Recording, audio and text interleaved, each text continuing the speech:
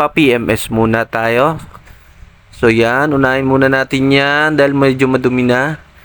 Tapos change oil na rin tayo guys. Gamitin natin tong langis na nakita ko kay Kalikutista. So idol natin yan ano. Gamitin natin at goods naman yon. So ayan na, inumpisahan ng baklasin. Ayan na sila guys. So bali pinagdaluhan na nila yung motor ko dyan. Isa na change oil ano. Tapos yung isa lilinis. Tapos marami pang nasa gilid. Nakita nyo yun. Mga puro PCX lang. Dito nga pala yan kay Moto Brothers Unlimited. So ayan na guys oh. Parang sumuka ng ano, tinta ng pusit yung aking ano, injector. Ayan oh. Kita nyo ba yan? Ayan oh. Grabe kadumi. Sobrang dumi guys. Bale yan na, binabanlawan na ng ano, FI cleaning at CBT cleaner ni Kobe ano, nililinisan na. Ayan na siya. Bali banlaw na yan. Na yun, nakita nyo yung katas-katas na yun, no? Grabe yung katas kanina. Gasolina lang yung nilinis muna. Pero grabe, sobrang itim. Lalo na yan, guys, oh.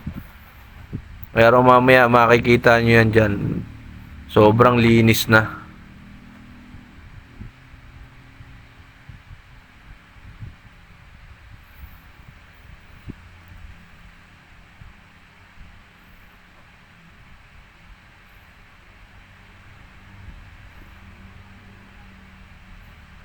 Ayan guys, oh, tingnan nyo. Oh, di ba? Parang bago, linis.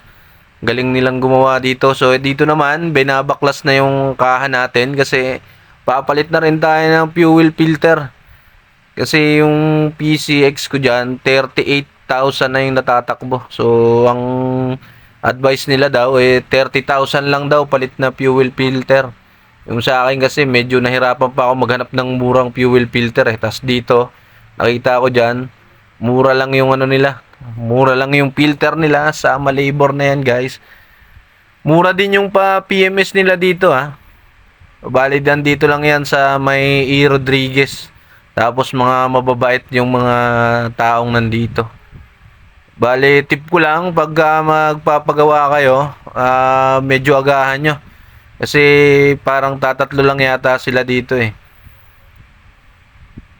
So ayan tinatanggal na yung ano natin sa may tangke. Nililinis-linis pa nila yan dyan. Yan ang maganda sa kanila guys. Tanggal talaga yung tangke. Walang shortcut, walang dukot-dukot. Talagang tanggal lahat. Linis talaga lahat. So ito yung nagustuhan ko dito.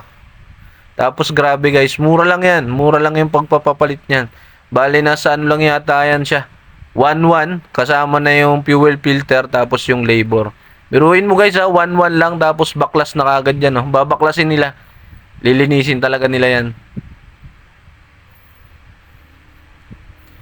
Ayan na makikita na natin fuel filter reveal guys.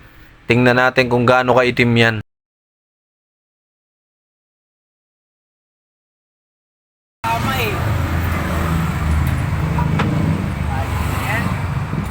Yaks.